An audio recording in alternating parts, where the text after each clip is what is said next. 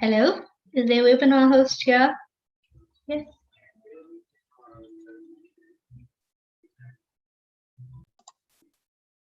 I can see the webinar host. I will be sharing this YouTube link to everybody.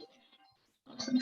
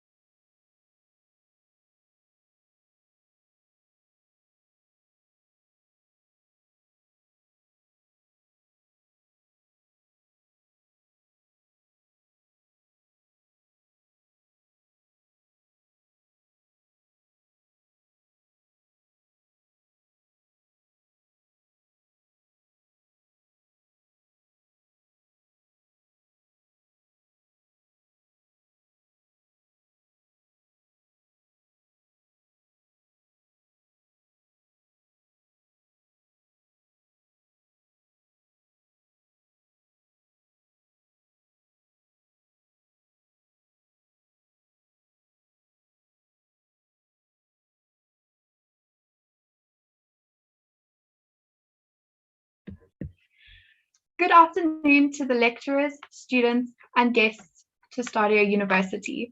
I am so sorry for all the technical difficulties we've been having. We have finally got it sorted, so please just sit back, relax, and enjoy. This Women's Day, we will be celebrating all the strong and beautiful women of South Africa. And what a better way to do that than to be holding a Women's Day conference. We are holding this event to allow a conversation to begin. The exploration of challenging obstacles as a theme lies very close to my heart. As a woman, I know the many struggles that we face day to day. The theme of this conversation is to choose to challenge, where we will explore the rising of women, struggles then versus now, the color of gender, and gender bias. There is a reason why we have a day just for women, and that is to be heard and appreciated. This event is going to do that. My name is Lauren Etten-White, and I am the host of this event. I am a first-year student at Waterfall campus Stadio. I am studying education. I have also newly become the SRC Head of Community for the Waterfall campus. The SRC is proud to present the second annual Women's Day Conference. There is an array of incredible talents, from speakers to singers to poets. We will also be having Yastika and Matea on the comments and questions.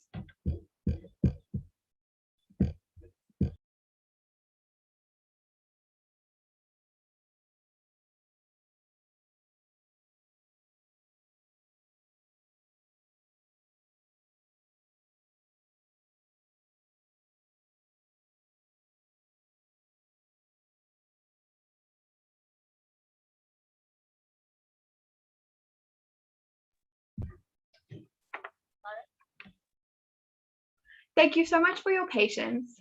So we will start off this event with a young up-and-coming artist who will be singing for us. He'll be performing an original song live. Please give a warm welcome to Enoch Chanda Ngedwa.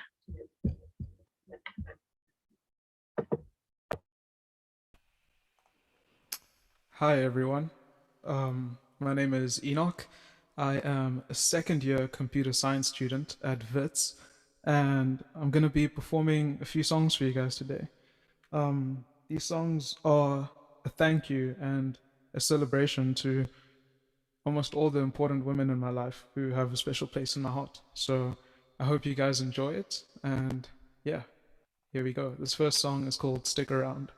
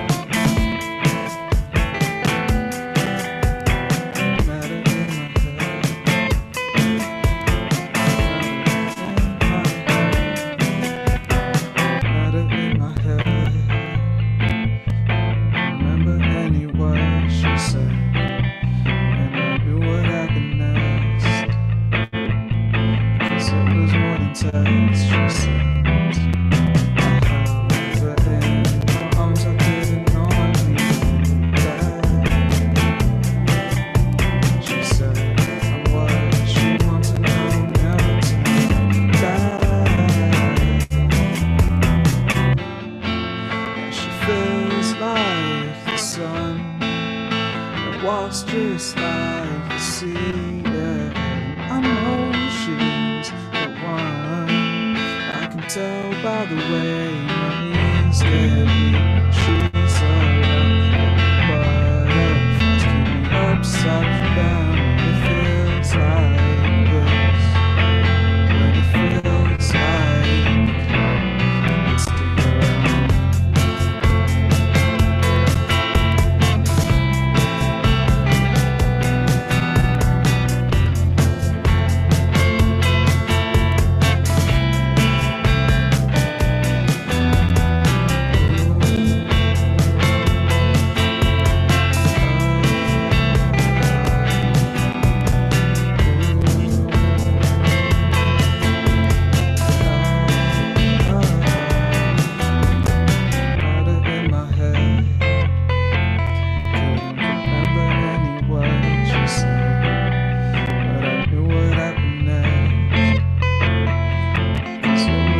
test. She said, I felt her in my arms, I didn't know I needed that.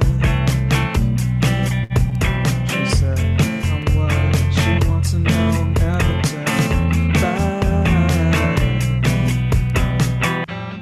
And she feels like the sun and walks just like the sea, yeah. I know she's the one. I can tell by the way my knees get weak when she's around. But it keep me upside down when it feels like this. When it feels like this, I can tell by the way my knees get weak. But it keeps me upside down when it feels like.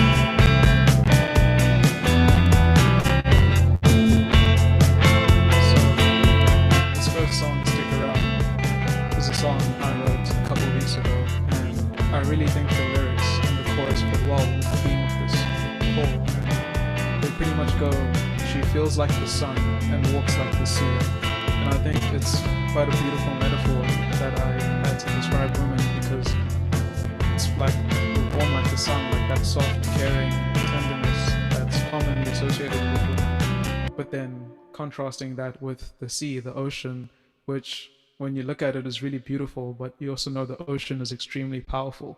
And I think it's kind of like a message not to take people's kindness for weakness, because women are incredibly beautiful and strong like the ocean.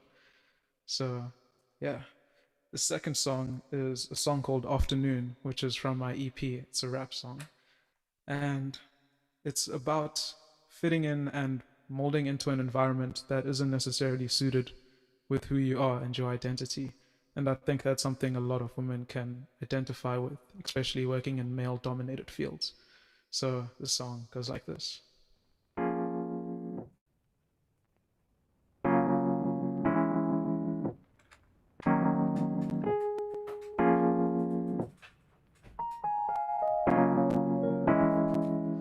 Yeah, hey. I don't write poems or write thoughts. See, I don't make music, I make art. Not trying to be cool, just want to be clear from the start. From the jump. See, I'm talking jump like real high, high enough to move lives wide-eyed, pulling up to the north side. I'm talking forwards, Joburg, South Africa. Those kids used to laugh at us, but nowadays I don't know nobody that produces my caliber. Yeah, guess I'm a different breed, calling me weird, man. I'm in the whole of the league. Tyler said I could be me, so open up and take a peek.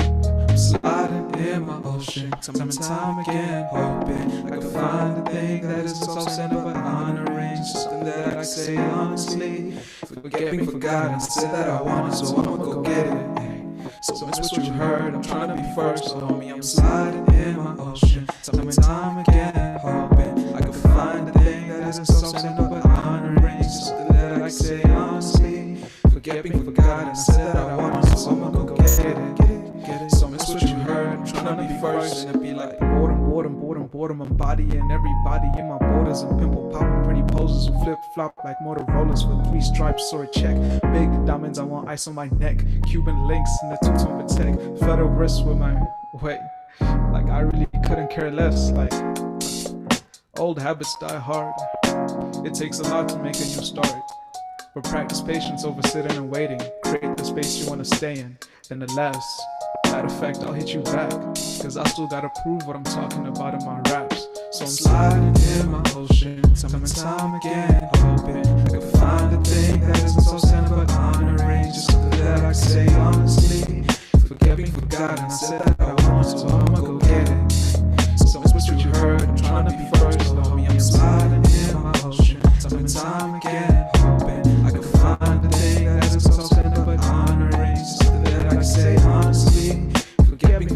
I said that I wanted, so I'ma go get it. So miss what you heard, I'm trying to be first, yeah. Yeah, so that was the second song, Afternoon. And I really hope you guys enjoyed both of those songs.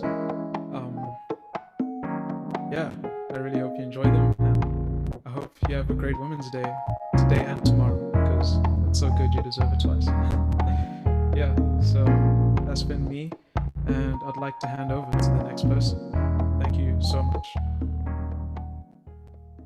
Thank you so much, Enoch. We are actually getting a lot of questions of where people can find your music. So if you just want to let everyone know where we can find it and what they can find it on, please let us know. But thank you so much for your music. It was so beautiful. Yeah, sure, I appreciate it so much. You can just search up LEC Enoch on pretty much any platform, and I should show up. So yeah, that's me. Awesome. Thank you so much. So it's Ali C. Enoch. That's where you'll find him on Instagram and SoundCloud. So yeah, Ali C. Enoch. Thank you so much, Enoch. That was absolutely beautiful. So next up will be Mika De Shepper. She'll be doing Rising of Women. Handing over to you, Mika. Thanks, Lauren. Thanks, Enoch. Your music is amazing.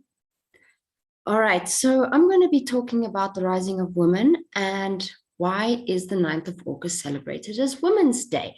So I'm just going to give a brief history and then my experience. So before I go on, I found a quote from Julia Wells.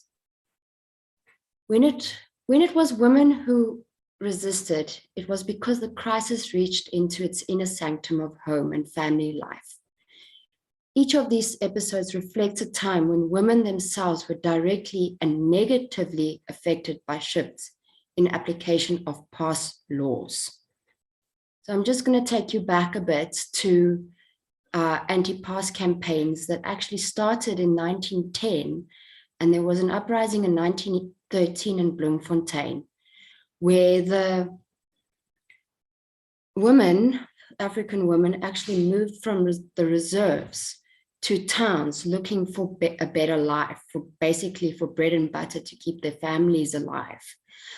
And the government they literally gave them passes to say where they're going, what they're doing, is their employment legal as in, are they working in factories or working as domestics, or were they making African beer and running shebeens, which were illegal? So then they did the passive resistance movement, and they literally were like, well, then throw me in prison because I'm not carrying a pass anymore. Then the passes were taken away. The next movement was between 1928 and 1930 in Potchefstroom, where the government put in lodger permits, which was again repealed due to protests by the women. 1954 to 1956. Of course, 1956 was the big one with Joburg. Sorry, okay.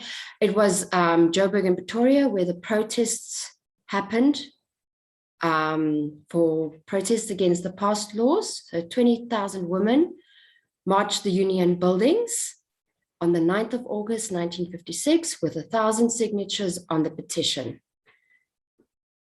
They didn't get any response from the government, so they actually stood there for 30 minutes in silence, followed by them singing the national anthem. This was a monumental occasion, and the past laws were not implemented.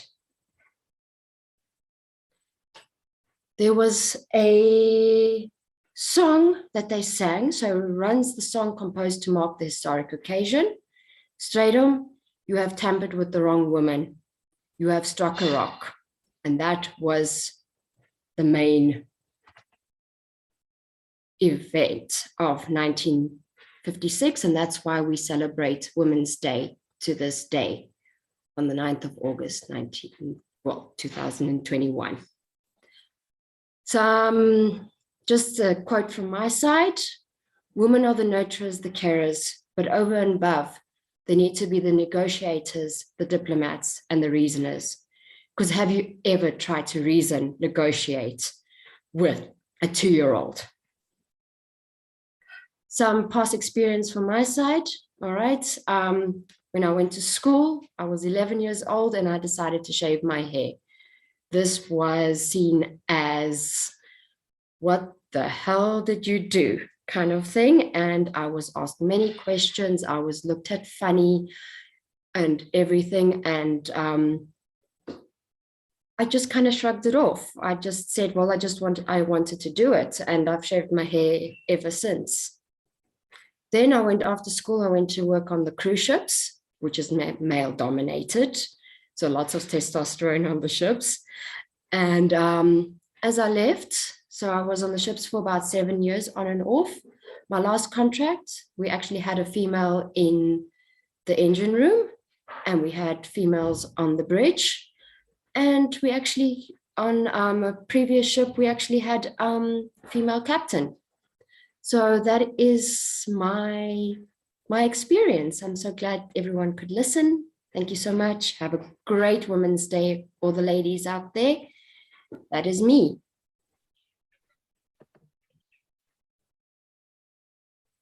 Thank you so much, Mika. That was such an interesting story. It's so interesting to hear, how we got here and what exactly we are celebrating. I don't think a lot of people actually know why we have a Women's Day. So thank you so much for sharing that, and also hearing your personal experiences and how you've seen women rising up. Thank you. That was very, very interesting. Thanks, Mika. You're very welcome. So next up, we will be having Lesego, and she will be doing the struggles then versus now. I think this is a very interesting topic of how we can see how struggles then versus now can affect our lives. So this is Lesego Mashigawana. Thank you, Lesego. Take it away.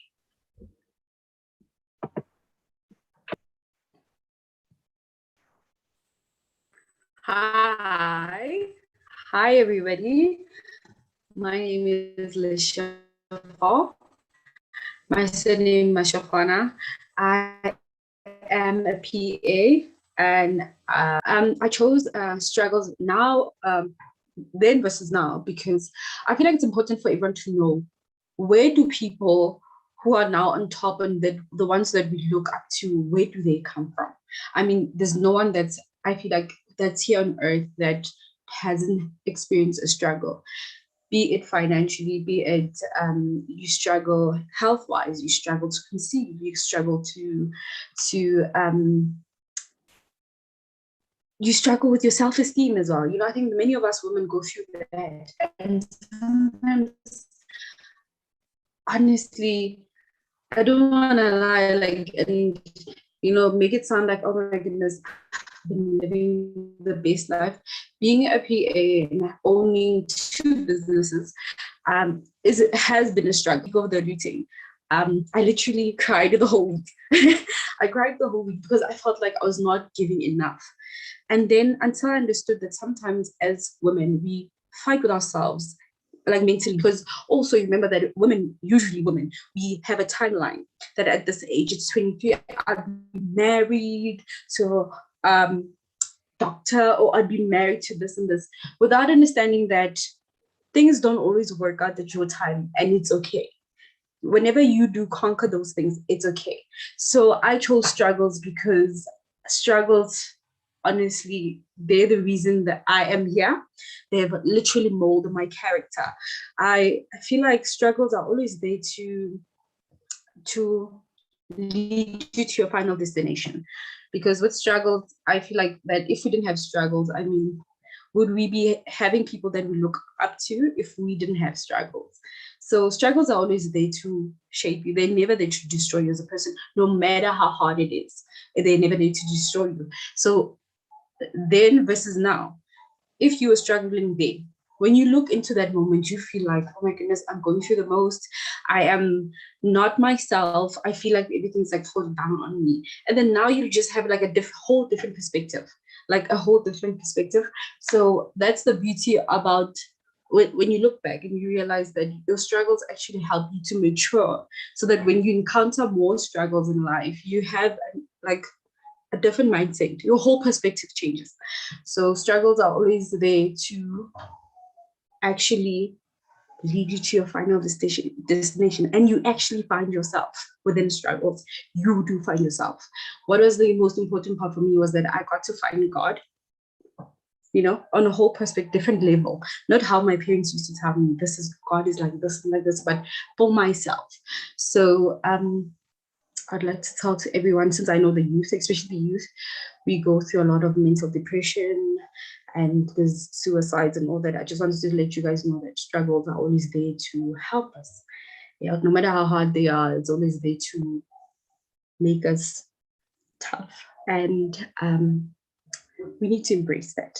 We need to embrace that more than always posting our flashy lifestyles, and this and this. Like, I think it's always better to show people where you come from, not how you're living your life in that moment, but where you really, really come from. That's important. Thank you.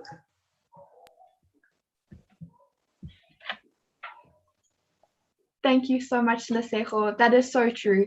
We all face struggles every day, and they build us. They are the bricks that pave the way, and it is very true. We have to kind of uplift our struggles and let them build us up and not break them down. Thank you so much, Lesego. That was very insightful. So next we will be having a poet. Lauren. We just have some comments on Zoom. Sorry, yes, beautiful comments. Tiestro is saying she's giving a lot of love on Zoom. She's sending a lot of heart emojis and fists, and she's just loving Lesejo's speech. Daneo says growth and beautiful. So I think everybody's just loving Lesejo's speech and her impact on the struggles that we face. So yeah. Thank you so much, Matea. Yes, that is very true.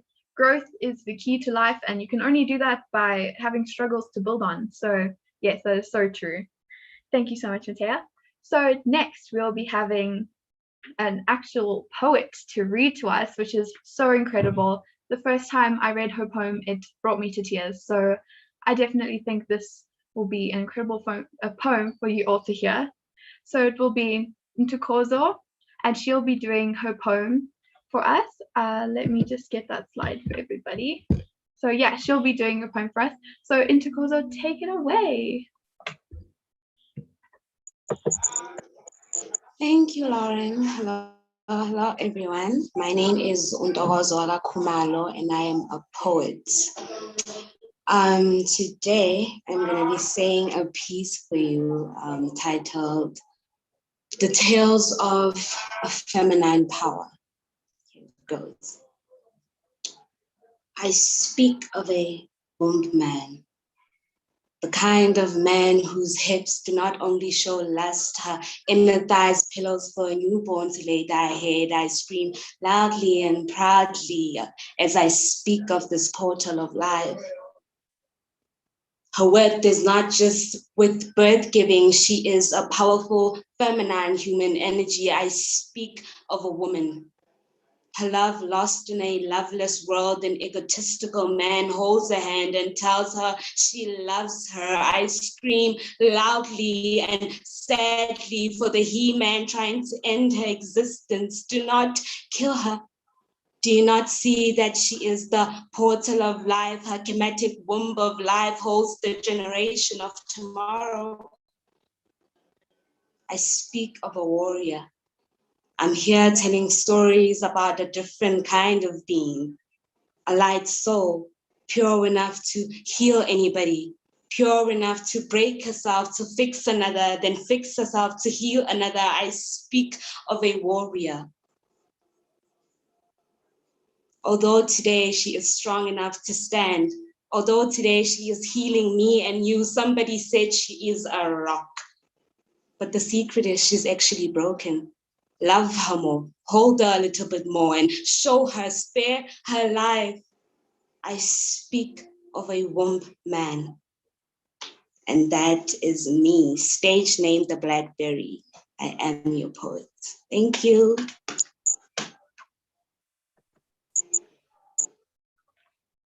Wow, thank you so much, Ntokozo. That was absolutely beautiful. That is so inspirational, and it just moves us all in a way that we need to be on Women's Day. We need to feel those things and realize how powerful we all are. Thank you so much. Matea, are there any comments? Yes, there are, Lauren. There are. So let me just go up a little bit. So one of the spectators that we have here on Zoom is currently saying that they think that was really incredible. Somebody is saying, Doki, you my sister, awesome, go. And somebody is saying, Dan says, it's really incredible. Danilo says, Queen, amazing. So we love, lots of love for Nkozo. Then somebody else is saying, congratulations, my daughter Nkozo. Lots of love for you, lots and lots of love. Somebody else is saying here, hold on a second, it keeps moving. Saying, you go, I read that one, yeah. Somebody says, yeah, you go, girl. Wakulu Abi. So, yes, right. Awesome. That's it, Lauren. Thank you so much, Matea. Yes, that was an absolutely incredible performance. Thank you so much. Next up, we'll be having Lisa Lunica, who's going to be doing The Color of Gender. That is so exciting, and I cannot wait to hear what she has to say about the stereotyping that goes behind the color of gender. Thank you so much, Lisa. Take it away.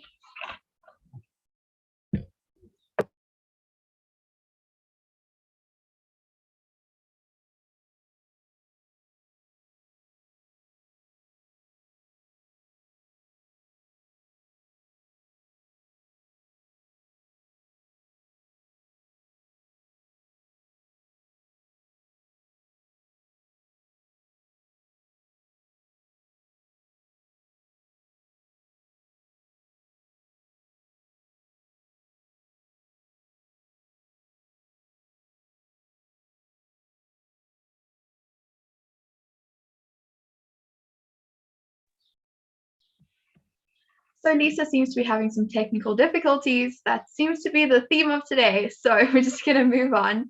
Next, we have another incredible poet, Ayanda Mpaza. I'm so excited. Her poem also brought me to tears when I read it, and it is so incredibly beautiful. So Ayanda, please take it away. There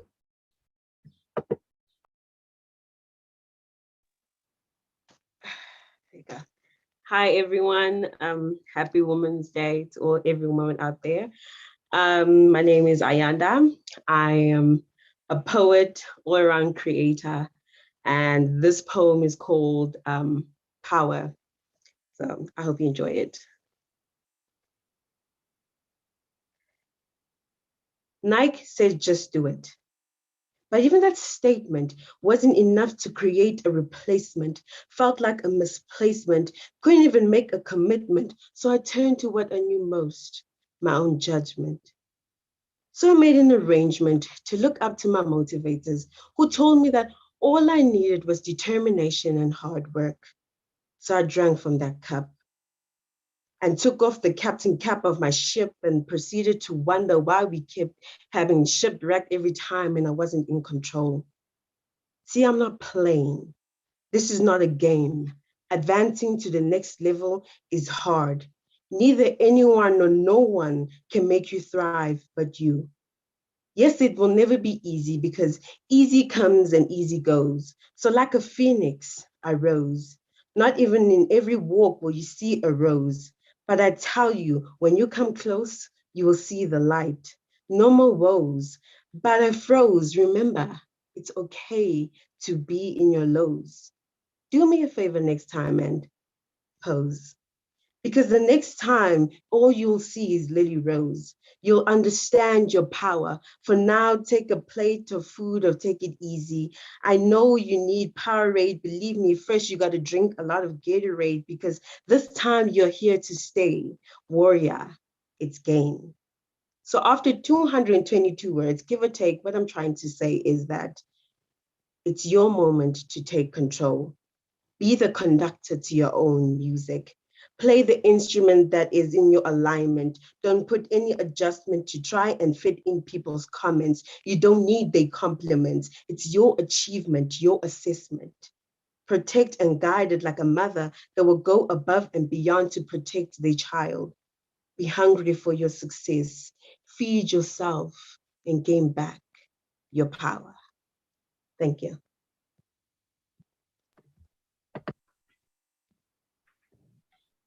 Wow, Ayanda, thank you. That was so beautiful. We definitely do need to take back our power. We, especially it being Women's Day, we have to celebrate the power that we have because we all do have power. So thank you so much, Ayanda. Matea, could you read any comments that we have?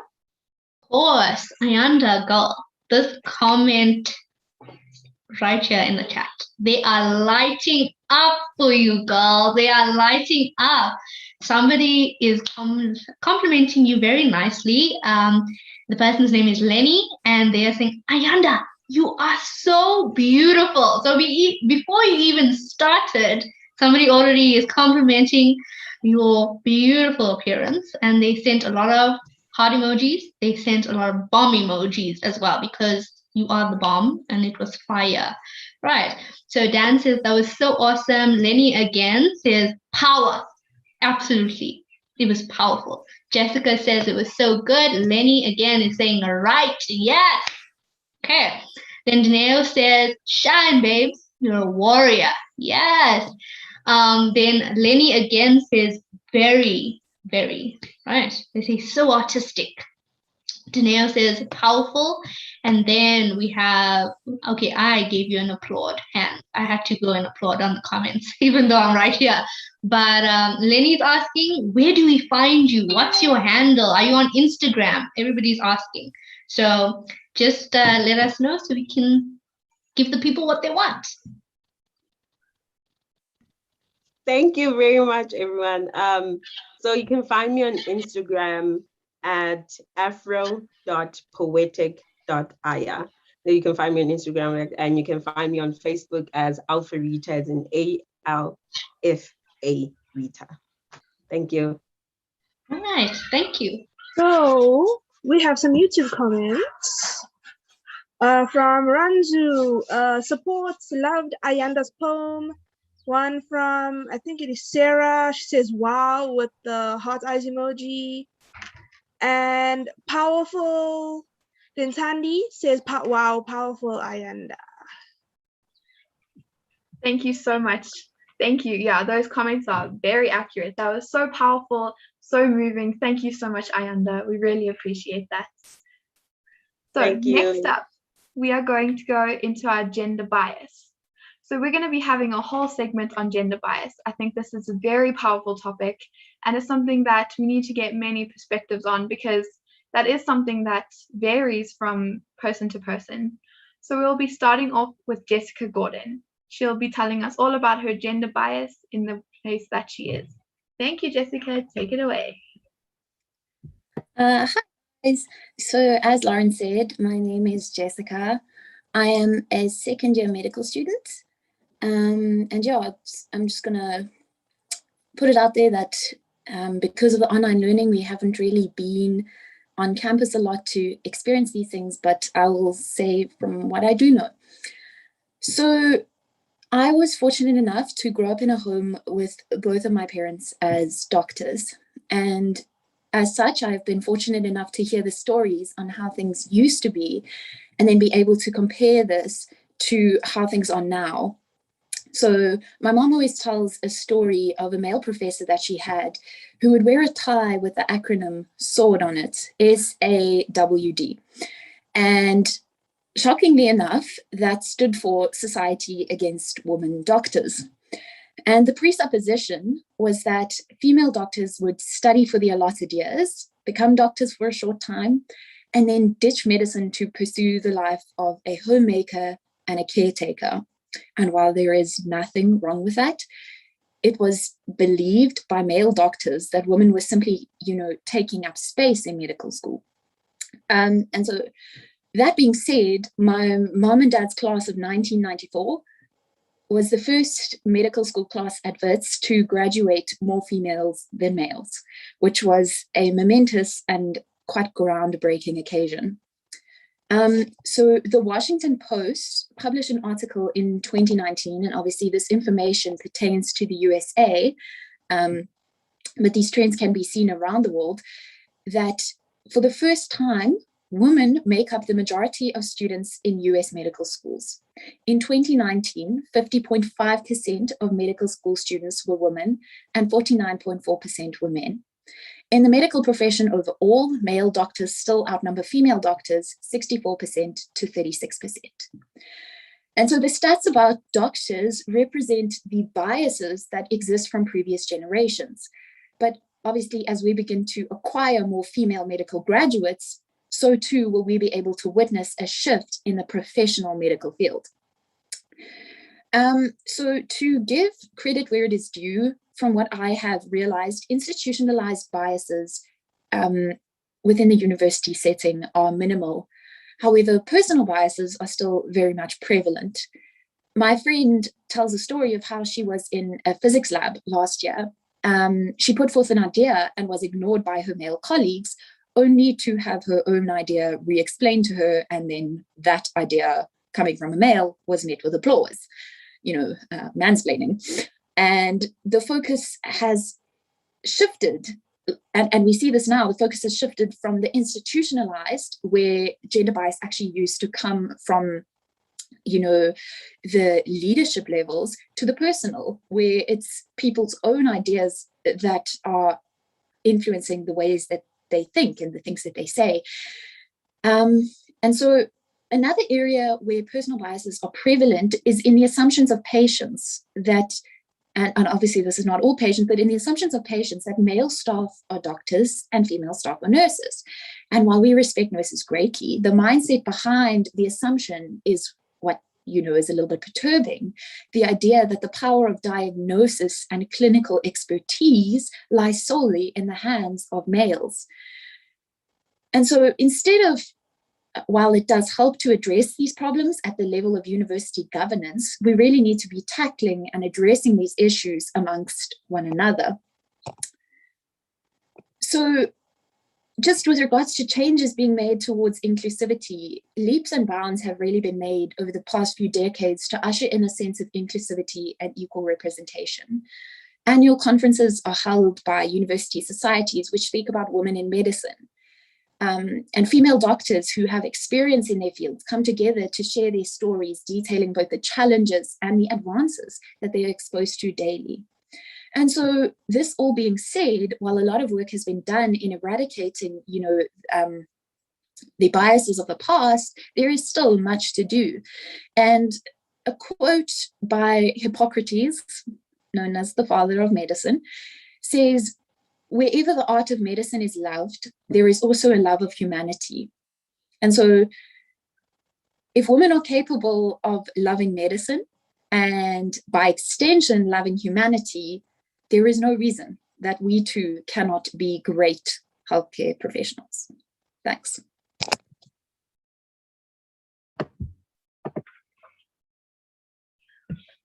Thank you so much, Jess. That is such a good point of view.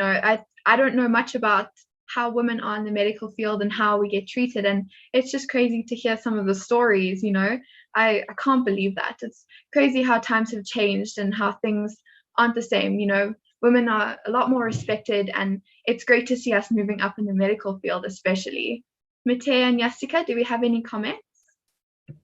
Yes, we have a comment from Dan saying, "Yes, Jess." Some empowering words from Dan just to motivate his colleague there.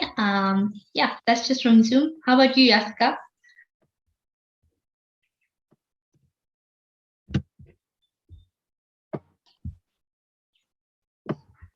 There's no comments on YouTube at the moment, but do just wait a few minutes because there is a slight delay.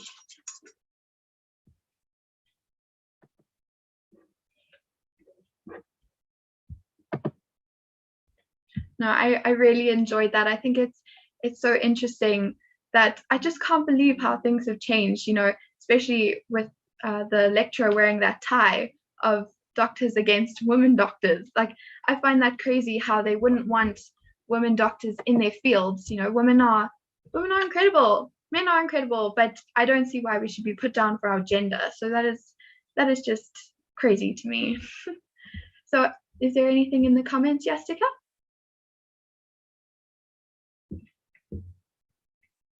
Not that I can see right now. Okay. Then I think we're going to move on. Those comments can come back around because we'll still stay on the topic of gender bias. So we're just going to move on. Next is Daniel Nell. He'll also be doing gender bias. He will be doing along the same lines as Jess because he is also a medical student at a university. Take it away, Daniel. Thank you so much, Lauren, and good afternoon to everyone on the conference today. I think it's such a privilege to be here today, and thank you for allowing me to share my thoughts. We've had some really good conversations today, and I've learned a lot, so I'm grateful. And I think it's important that I preface what I'm about to say as someone who identifies as a man, and I think this goes out to all our other men panelists and all the other men in attendance here today, that it is such a privilege to be allowed to share our thoughts on gender bias in a workshop like this today, when there's often our own gender bias as men who, like I want to say, tend to affect women out there. So thank you again for this opportunity, and I really appreciate it. And I just want to say, I always think that we need to do our best as men to uplift the women around us and take what they say to heart and take it seriously. So the topic that I'm going to be speaking about today is toxic masculinity in clinical settings and how it perpetuates gender bias. And I wanted to start off my speech today with a short anecdote from a friend of mine. She is super smart. She works really hard, and she's also in medical school. She is an immigrant, and she has worked part-time to pay for her degree. And she's extremely determined, so determined that every year for the past couple of years, she's managed to come in the top 10 of her course. And above all, she's just so humble and empathetic, and I really think a fantastic role model for all other aspiring doctors out there. But the other day, she told me she was at a clinical site, and she was venting to her friends how difficult it had been manning a COVID ward basically alone, because the COVID wards at her clinical site were run on a volunteer basis, and she was giving her time, like voluntarily, to run these COVID wards at sometimes 24-hour shifts. And while she was busy speaking to her friends, a male intern came up to her and said, "No, there's no way, that is impossible, because there is no way someone of your stature, someone of your build, and essentially someone of your gender could take on the very demanding task of running a COVID ward alone. And I'm the only doctor here who's been able to do that." And she was very frustrated, but didn't let it get to her. And later that day, she went back to the COVID ward to check on a patient who had been struggling the day before. And she was speaking to one of the resident nurses there and had asked, has that male intern come in today? Because he was telling me how hard he had been working running this ward alone, essentially. And the resident nurse looked up and told her, "No, that male intern has never been here before. I haven't seen him." And this was basically his first day at the site. And I was really angry, and I'm sure everyone else is here as well, after hearing that story. And it got me thinking, why does this poor behavior and often this unchecked aggression happen so much? Like Jess said a bit ago, these kind of stories you hear so often. And I wanted to start my speech off of it because I think it encapsulates the point I'm trying to make here today, which is that men in clinical settings treat women poorly because we have gotten it wrong to think that selflessness and heroism, the selflessness and heroism our women counterparts display, is a threat to our masculinity. And I believe that this is because of toxic masculinity. And I believe it's because us men think that heroism and bravery and perseverance are all masculine traits that can only be performed and exhibited by masculine doctors. And there is some research that shares a similar sentiment. A 2017 research paper by Witz documented that women in clinical settings are described differently to men and are addressed differently, just like Jess was saying earlier. When men are more frequently and correctly referred to in their title position as doctor, women are more consistently assumed to be support staff, where men are frequently accredited with making the correct diagnoses, women are consistently more ignored and forced to accept explanations for things they understand from their male counterparts, like Jess shared earlier with mansplaining. And one research paper, interestingly enough, suggests that the reason for this is because of the constructed implicit gender roles in our allopathic healthcare system and how gender bias plays into that, where we assume often as doctors that women are more gentle and softer and are suited to works that require service, while men are stronger and tougher and should engage with more intellectual work, which was interesting to read because it's 2021 and there are still healthcare professionals who think like this. As Jess said earlier, there is still a very strong personal gender bias within our field. That paper suggested the reason men healthcare professionals are believed more, are praised more, is because we associate the process of making a diagnosis with a level of intellectualism, and that level of intellectualism is, you know, assumed to have a link to being rational. And unfortunately, the gender bias comes into play here because a lot of men in that field just don't think women are rational, and that's why they don't accredit diagnoses to them correctly. When men are assumed to be tougher, it's because they think women are biologically more fragile, which is just incorrect. And these two things are very ironic because there are more women who graduate top of their class, and women on average take less sick leave than men in our field. So I have to ask, who is tougher? Who is smarter? If we're moving to reduce our gender bias, we have to stop letting the fragility of the male gender and the male ego, gender characteristics that all healthcare professionals should have. I'm talking about empathy, perseverance, rationality, passion. All those characteristics shouldn't have a gender assigned to them, because that is not fair and is not correct as the research outlays for us. So to all the guys out there, let's do our best to deconstruct these gendered roles and characteristics our patriarchy has created. Because if the system we benefit from enforces these things, it's so essential that we are the ones fighting to tear them down. I speak to myself when I say this. It's so important that we start looking and trusting our women to teach us perseverance and grit, the characteristics we mistakenly always associate to be innate to ourselves as men, the characteristics that we need to start learning from our female and women counterparts. And as Chimamanda Adichie has said, the problem with gender is that it prescribes how we should be, rather than recognizing how we are.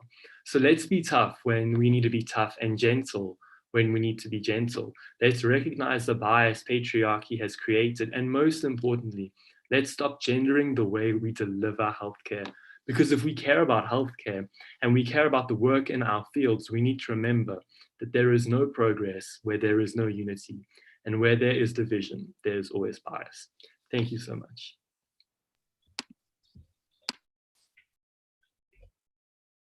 Thank you so much, Dan. It was so interesting to have a male's perspective, especially seeing how Jess said how everything was in the medical field, and her perspective and her stories that she could tell. It's very interesting to see a male side of that. And it's also very refreshing to see a male who is so open to understanding that there is gender bias. And there is always going to be gender bias, but it is very refreshing to see a man who can actually understand that it is wrong, and because there's many people in general, not even just men, who can't see and understand gender bias. So thank you so much, Dan. Are there any comments for Matea and Yasika? Yes. Yasika can go first. I'll just hold off on mine.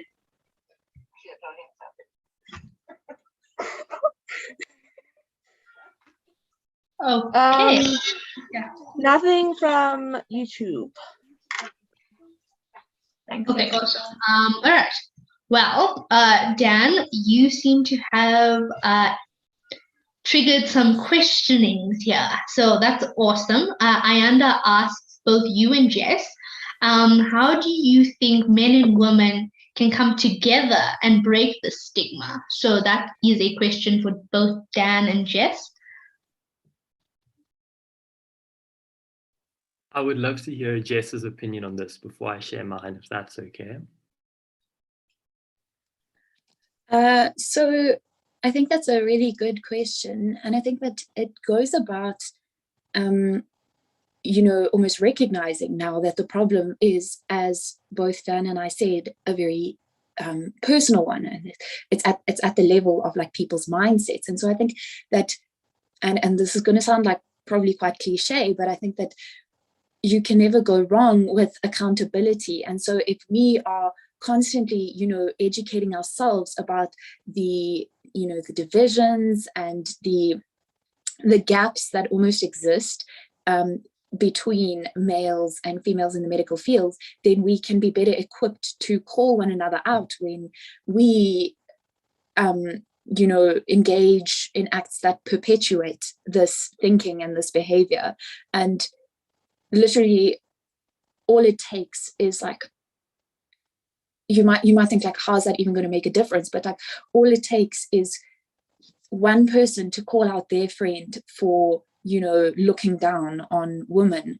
And so I think like, it literally, like, very small acts can come together to actually change the whole narrative.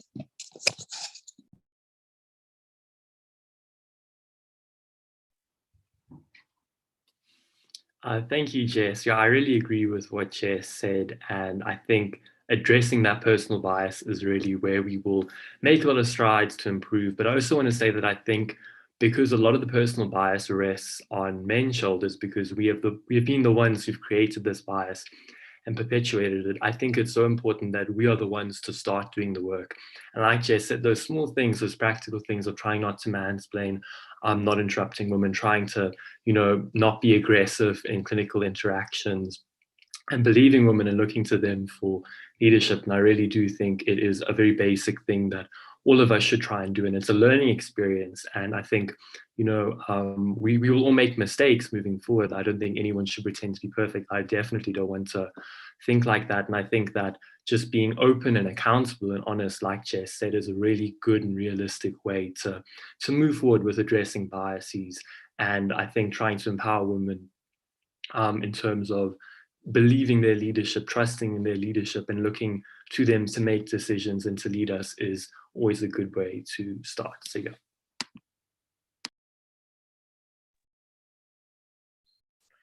Thank you so much, Dan and Jess. That was a very insightful question and even more insightful answers. So thank you so much. Matea, do we have any other questions? Yes, we don't have many questions, but we do have a lot of comments. So Tukozo says there is truth in this. So based on what Dan and Jess says, she found there was a lot of truth in what they said. Then Shupi says that she loved the quality of the presentation so far. So props to Lauren for that, because she made the presentation. So we love the presentation. So this is also to Jan and Jess. There's an eye-opener on gender bias in healthcare. Let's keep on keeping on. So yeah, that's a good one. So Jess commented on what Dan said, and she said loves this. And then Ayanda then says powerful. She loves the duo of Dan and Jess, and Jess and Dan for president. Well done. Awesome. Much love for Dan and Jess. Awesome. We do have some YouTube comments. Oh, we have from Sarah, we have yes preach, and then from Lungile we have what looks like a thumbs up. Oh, peace sign. Oh, awesome. Thank you. Thanks, Jessica. Thanks, Matea. And thank you to Dan and Jess. That was an amazing eye-opener, and it definitely gave us a different perspective on how it is in the medical field. Thank you so much. Next, we'll be having another gender bias, but this will be by Shelby Downey. She'll be giving us her views in the tattoo industry of how gender bias can be. Take it away, Shelby. Thank you so much for having me. It is such an honor to be a part of this. And yeah, everything that everybody has said so far has been so inspiring. The poets, the singing, everything. So I'm very, very privileged and honored to be a part of this. I got into tattooing purely because my mom kind of pushed me in that kind of direction. I never thought of it as a career because I was a female. And tattoo artists have historically been male-dominated spaces that carry very masculine qualities with them. The lack of female representation in this field is due to many factors. Tattoos and tattoo artists being associated with certain toughnesses, which traditionally goes against everything that societal expectations have of women and femininity. As a result, I feel that many women have felt deterred from entering this kind of space due to the feelings of potential unacceptance, not being valued, and even not being taken seriously, or even the small thing of not looking the part, those stereotypes of the industry. This, of course, has changed exponentially as women are now redefining what femininity actually is and taking huge strides in the industry to make it more inclusive. I am not only a tattoo artist, but I'm the owner of She Knows Ink. It is a tattoo studio in Johannesburg. And when I opened up She Knows Ink 2 years ago, it was my dream for it to always be a female studio. I wanted it to be an environment where people could feel comfortable in a somewhat very vulnerable situation, not just for clients, but also for employees. I wanted to provide a space of equal opportunity and a sense of belonging and family. I'm very proud to say, as a woman, that I was the youngest female commercial tattoo studio owner in the country, and that She Knows Ink is now the biggest female studio, all-female studio in the country with 7 current females. We are a very tight-knit group of ladies, and I can't wait to be able to invite more ladies into this environment so we can bring each other up, and we can also prove that we have what it takes. You know, growing up, you never really heard about female artists in the industry. Of course, this now has changed in a few, like 5 years, which is absolutely incredible. And having an all-female shop is making major strides in promoting equality and female representation in this industry. And it's changing the way people view studios and tattoo artists, especially female tattoo artists, altogether. It's showing the otherwise intimidated people that there isn't anything to be nervous about, and you can in fact feel safe and secure in this type of environment. We want everybody, all walks of life, to feel like they belong. Of course, with all of this being said, I have also been exposed to, unfortunately, many negatives that do come along with being a female in a very male-dominated occupation, as I'm sure many females watching this who are also can relate to. Some of the things just to touch base on is I've faced many sexual harassments. I have had sexual assault threats against me. I've had people wanting to make appointments with me, but when they found out that I am a young female, they kind of laugh and shrug me off, and they never end up following through with the booking. I've had male colleagues tell me that my clients were not choosing me because of my skill, but rather my looks. The list goes on and on. I am one of the lucky ones to have wanted to push back harder because of all of this, but I have seen so many times the females wanting to get into this industry, and they get told off, and that kind of breaks them. And that is so disheartening for me, because we have the right as women to be in whatever industry we want to be in, and we feel like we actually can add value to. The way I look as well as a female tattoo artist is also a huge like non-stereotype. If you had to take away my forehead tattoo and my other face tattoo and my neck tattoos, you wouldn't really assume that I was a typical stereotype tattoo artist, which I think that we need to remember as females as well, that we don't have to fit in a certain catalog or category, I should rather say, to be taken seriously in a male-dominated field. We need to stay true to who we are and our values and our beliefs. And we need to not let men and others put us down. Any female in a male-dominant industry, it's not going to be easy. It's not going to be a walk in the park. It takes guts. It requires thick skin and a lot of dedication. We have to strive to be better every single day. We have to uplift. We have a voice and we need to use it. We need to weed through all the negativity, and we need to rise above it, not let it get us down. We have made huge strides so far in the tattoo industry and as far as equality goes in South Africa, but there's still a huge, huge way to go. I am very, very honored to be where I am today, and it wouldn't have been for all the incredible women in my life that have continuously, you know, lifted me up, and the males as well. That I'm not forgetting about the males, don't worry, there are good ones out there. So we need to also remember that not all males have that bad masculine, you know. But what we do need to remember, and this is something that my mom said to me, well, she said to me that the worst trait she gave me was being tenacious. And I think that was probably the best trait that I have, because we need to remember that we cannot keep quiet. We have to keep pushing forward. We have to keep making these huge strides, because if we don't, who else is going to? When one woman speaks up, we speak up for all women. Thank you so much for having me a part of this, and thank you for listening to me.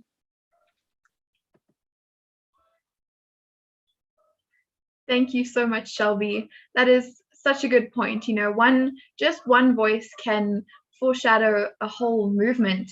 Thank you so much. That is so beautiful and so true. And I just love this theme of breaking stereotypes that we've seen throughout this whole conference, and especially through the medical fields and tattooing fields. You know, it's really interesting to see how all of you have broken through those stereotypes, and that's something that we need to carry on doing, especially as a group, is just to constantly break through stereotypes, especially in the 21st century. That's something that we as a generation are working very hard to do. So thank you so much, Shelby.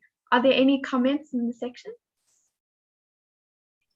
Yes, I do have quite a bit here.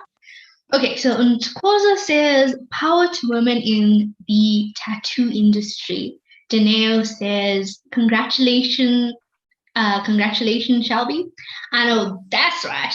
That's what Daneo says. Dan says, you are so resilient, and I completely agree. Jess says, go Shelby. And Ayanda says, speaking about a stereotype breaker. And then OG says, hashtag Womandla. So yes, love it. Thank you guys so much. And Yastika, do we have any comments? None from YouTube, but just give me one moment. Nope, none from YouTube. Awesome. Thank you so much to everybody who has spoken today.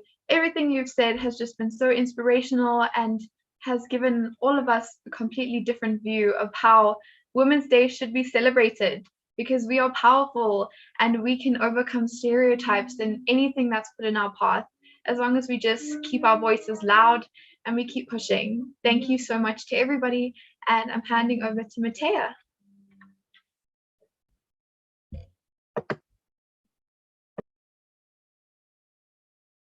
All right. Hello, everybody. As you know, I am a familiar face. So I am the president of the Waterfall SRC, and I am just here to give you a sweet note to end off this amazing conference. Firstly, I would like to thank the head of our community on the Waterfall SRC. Her name is Lauren, the fabulous host that we have been having throughout this event. I would just like to thank her for her dedication to this project. Without her, this would not have happened. Absolutely stunning. The slides were amazing. Not only is she an amazing person, she produces amazing things, such as, right? I would thank you, Lauren. That's just what I want to say. You did an amazing job. Well done. Secondly, we would like to thank our SRC members, our fabulous SRC members that have given us these amazing speakers and have contributed to this. Nothing is possible without teamwork, and we have seen that, and we are so grateful for the amazing team of SRCs that we have. and on the Waterfall SRC. Yes.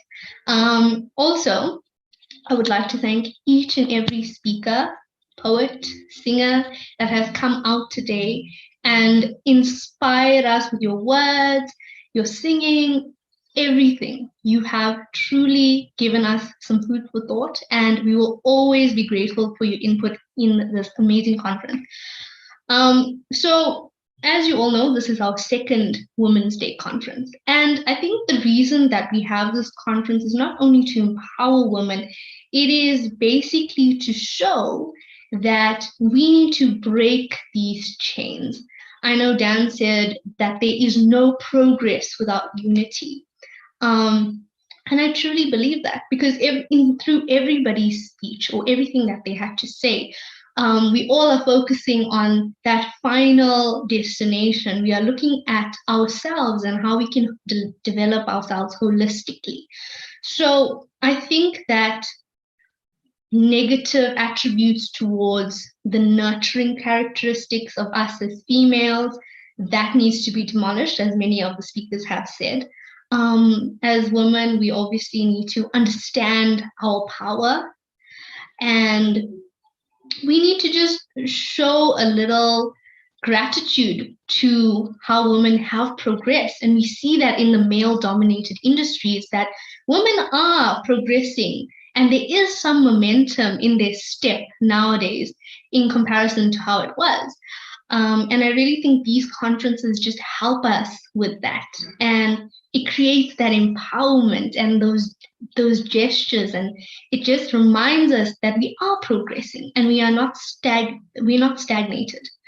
So yes, this is why we have Women's Day conferences, and we hope that each and every one of you that has watched this or will watch this has learned a little bit of something, you know. Yeah, just thank you guys for just giving us an opportunity to showcase what important attributes women have, and some things that go unnoticed, I guess. And obviously, equality, one of the most important attributes that we should have in our society as well. But that's from me. And I think I just want to end off on a quote from Serena Williams, right?